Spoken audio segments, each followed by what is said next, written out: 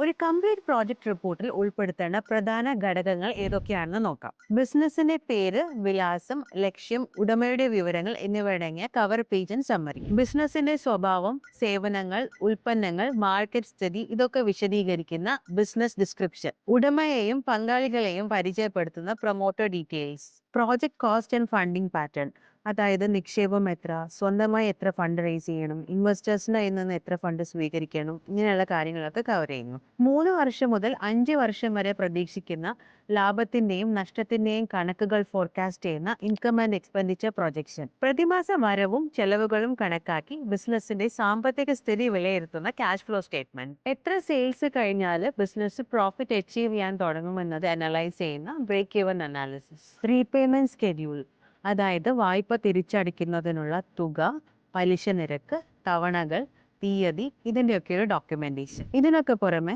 Licence, registration, market survey റിപ്പോർട്ടുകൾ, quotation തുടങ്ങിയ supporting ഡോക്യുമെന്റ്സും ഇതെല്ലാം ചേർന്നതാണ് ഒരു പെർഫെക്റ്റ് പ്രോജക്റ്റ് റിപ്പോർട്ട്.